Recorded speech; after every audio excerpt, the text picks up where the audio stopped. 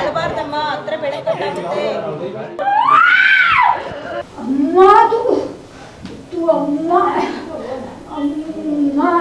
ಅದೇ ತ್ರಿಶೂಲ ಹಿಡಿದ್ಮೇಲೆ ಏನೇನು ಬಾಧೆ ಆಯಿತೋ ಏನೇನು ಇದಾಯಿತೋ ಎಲ್ಲ ತೋರಿಸ್ಕೊಟ್ಟಿದ್ದಾಳೆ. ಆ ಅಮ್ಮನು ಕಾಣಿಸ್ತು, ಲಕ್ಷ್ಮಿ ನಮ್ಮ ಮನೆಗೆ ಬಂದಂಗೆ ಕಾಣಿಸ್ತು. ಆ ಅಮ್ಮನ ನೆನೆಸ್ಕೊಂಡ್ಮೇಲೆ ಆ ಅಮ್ಮನಿಗೆ ಪೂಜೆ ಮಾಡಿಬಿಟ್ಟು ಆ ಅಮ್ಮನ ಹರಕೆ ತೀರಿಸ್ಕೊಂಡ್ರೆ ಆ ಅಮ್ಮನ ತೋರಿಸ್ಕೊತಾಳೆ ಅಂತೆ. ದಾರಿ ಮುಂದಿನ ದಾರಿ ಆ ಅಮ್ಮನ ಹೇಳ್ತಾವಳೆ. ಮೈ ಮೇಲೆ ಮರದು ನಾನು ನಂಬಲ್ಲ. ಇಲ್ಲಿ ಆ ಅಮ್ಮನ ತ್ರಿಶೂಲ ಹಿಡ್ಕೊಂಡು ಆ ಅಮ್ಮನ ಕೂಗೋದು, ಆ ಅಮ್ಮನ ನಮಗೆ ತೋರಿಸ್ಕೊಡೋದು. ನಾವು ಆ ಅಮ್ಮ ಮೈ ಮೇಲೆ ಬರ್ತೈತೆ ಅಂತ ನಾನು ನಂಬೋದಕ್ಕೆ ಹೋಗಲ್ಲ. ಇದು ಬಂದು ಆ ಅಮ್ಮನೇ ಆ ಅಮ್ಮನ ಮನೆ ದೇವ್ರನ್ನ ಮತ್ತು ಈ ಅಮ್ಮನ ತಿಳ್ಕೊಂಡು ನಾವು ಕರೆಯೋದು. ಈ ಅಮ್ಮನ ನಾವು ಕೇಳೋದು ಯಾವ ಥರ ಏನು ಮತ್ತು ಮುಂದೆ ದಾರಿ ತೋರಿಸ್ಕೊಡೋ. ಇಲ್ಲಿ ಬಂದರೆ ಯಾರು ಮಾಡಿಸಿದ್ರಂತ ತಾಯಿ ತ್ರಿಶೂಲದಲ್ಲಿ ತೋರಿಸ್ಕೊಡ್ತಾಳೆ. ಬೆಳಕು ರೂಪದಲ್ಲಿ ಬಂದು ತಾಯಿ ದರ್ಶನ ಕೊಟ್ರೇ ಎಲ್ಲನೂ ಗೊತ್ತಾಗೋದು. ಆ ಬೆಳಕಲ್ಲಿ ತಾಯಿ ಬಂದಾಗ ಯಾವ ಥರ ಕ್ವಶನ್ ಮಾಡಬೇಕು ಅನ್ನೋದು ಅಲ್ಲಿ ಬಂದು ಹೇಳ್ಕೊಡ್ತಾರೆ. ಆ ಥರ ಕೇಳಿದ್ರೆ ನಿಮ್ಗೆ ಉತ್ತರ ಸಿಗುತ್ತೆ. ಉತ್ತರ ಸಿಕ್ಕಿದ್ಮೇಲೆ ಇಲ್ಲಿ ಪರಿಹಾರನೂ ಮಾಡಿಕೊಡ್ತಾರೆ. ಆ ಪರಿಹಾರ ಮಾಡಿಸ್ಕೊಂಡ್ರೆ ನೀವು ಫಸ್ಟ್ ಯಾವ ಥರ ಇರುತ್ತೋ ಲೈಫು, ಇಲ್ಲಿ ಪರಿಹಾರ ಮಾಡಿಸ್ಕೊಂಡ್ಮೇಲೆ ಬೇರೆ ಲೈಫ್ ಚೇಂಜ್ ಆಗುತ್ತೆ. ತಾಯಿನ ನಂಬಿ ಬಂದರೆ ಎಲ್ಲನೂ ಆಗುತ್ತೆ. ಇಲ್ಲಿ ಬಂದಾಗ ಮಾತಾಡ್ತಾರೆ.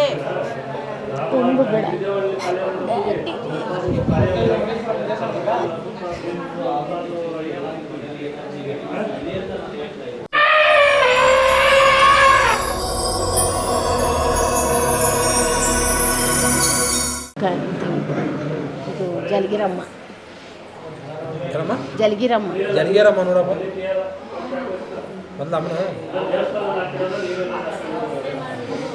ಉದ್ದಕ್ಕೆ ಕೂದಲು ಕಾಣಿಸ್ತೈತೆ, ದಪ್ಪದಾಗ ಮಕ ಐತೆ, ಭಂಡಾರ ಗುಂಡು ಮಡಗವ್ರೆ ದೊಡ್ಡದಾಗಿ.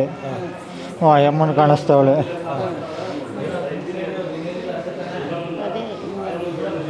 ಅದೇ ಆ ಅಮ್ಮನಿಗೆ ಪೂಜೆ ಮಾಡಿಬಿಟ್ಟು ಆ ಅಮ್ಮನ ಹರಕೆ ತೀರಿಸ್ಕೊಂಡ್ರೆ ಆ ಅಮ್ಮನ ತೋರಿಸ್ಕೊತಾಳೆ ಅಂತೆ. ದಾರಿ ಮುಂದಿನ ದಾರಿ ಆ ಅಮ್ಮನ ಹೇಳ್ತಾವಳೆ. ಆ ಅಮ್ಮನೆ ತಿಳ್ಕೊಂಬೋದು, ಅದನ್ನು ಹೇಳೋಕ್ಕಾಗಲ್ಲ. ದೇವ್ರಿಗಿನ್ನ ದೊಡ್ಡದು ಯಾವುದಿಲ್ಲ, ದೇವ್ರಿಗಿನ್ನ ಚಿಕ್ಕದು ಯಾವುದೂ ಇಲ್ಲ.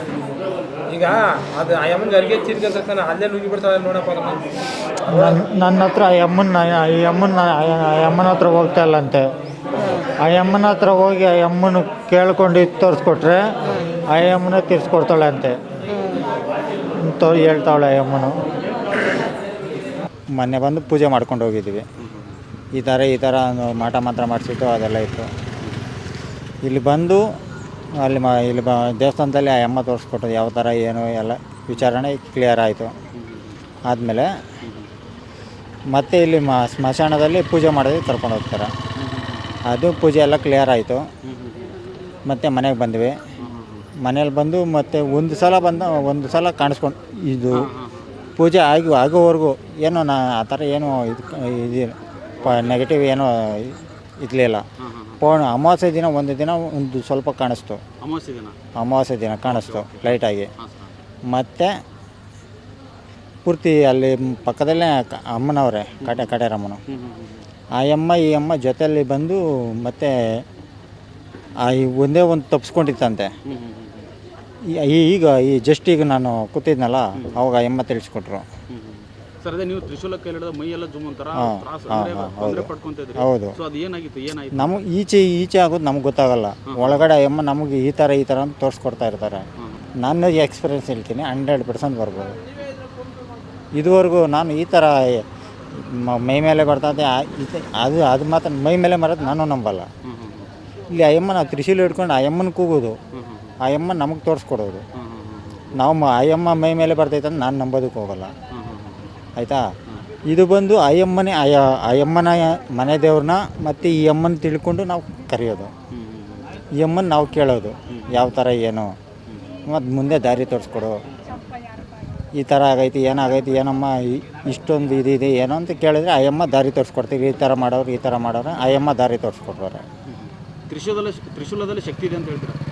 ಆ ಅಮ್ಮನ ತ್ರಿಶೂಲದ ಅಲ್ಲಿಂದ ಈ ತ್ರಿಶೂಲ ಇದಿದೆ ಈ ಜಾಗ ಮೇಯ್ನ್. ಈ ಜಾಗಕ್ಕೆ ಬಂದು ಅಲ್ಲಿ ಆ ಅಮ್ಮನ ಆಶೀರ್ವಾದ ತಗೊಂಡು ಆಮೇಲೆ ಮುಂದೆ ಇದು ಮಾಡಿದ್ರೆ ಚೆನ್ನಾಗಿ ಇದಾಗುತ್ತೆ. 100% ಬರೋದು.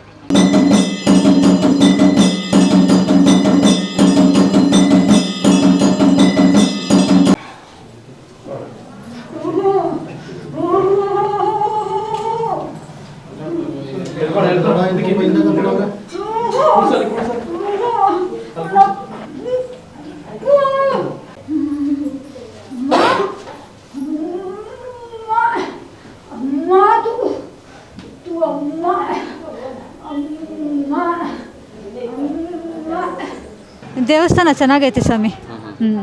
ದೇವಸ್ಥಾನ ಮಾತ್ರ ಎಮ್ಮಂದು ಸತ್ಯ ಐತೆ. ಅದೇ ತ್ರಿಶೂಲ ಹಿಡಿದ ಮೇಲೆ ಏನೇನು ಬಾಧೆ ಐತೋ ಏನೇನು ಇದೈತೋ ಎಲ್ಲ ತೋರಿಸ್ಕೊಟ್ಟಿದ್ದಾಳೆ. ಆ ಅಮ್ಮನ್ಗೆ ನಾವು ಕೈ ಮುಕ್ಕೊಂಡಿದ್ದೀವಿ, ಅಭಿಷೇಕ ಮಾಡಿಸ್ತೀನಿ ಅಮ್ಮ ಅಂತ. ಹ್ಞೂ ಸ್ವಾಮಿ.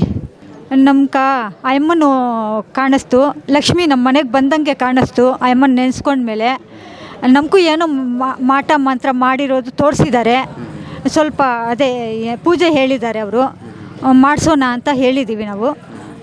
ಸ್ವಲ್ಪ ಅದೇ ಅಭಿಷೇಕಕ್ಕೆ ಹುಷಾರಾದರೆ ಅಭಿಷೇಕಕ್ಕೆ ಬಂದು ಕೊಡ್ತೀವಿ ಅಂತ ನಾವು ಕೈ ಮುಕ್ಕೊಂಡಿದ್ದೀನಿ.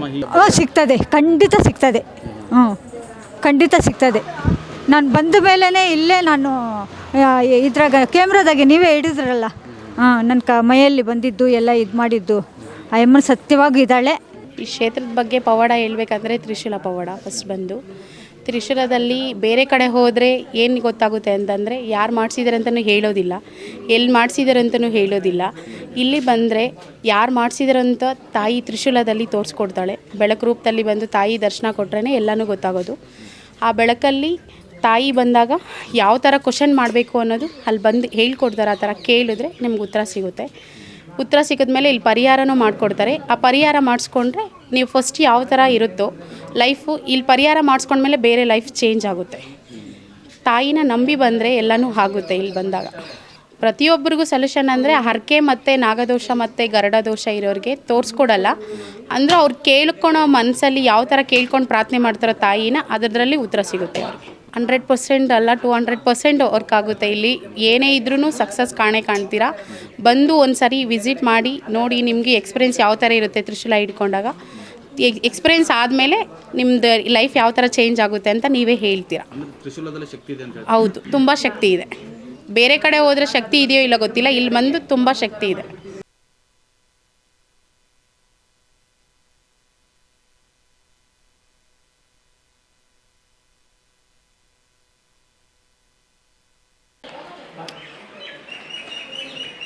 ಏನು ಕೊಟ್ಟರೆ ಇವ್ರಿಗೆ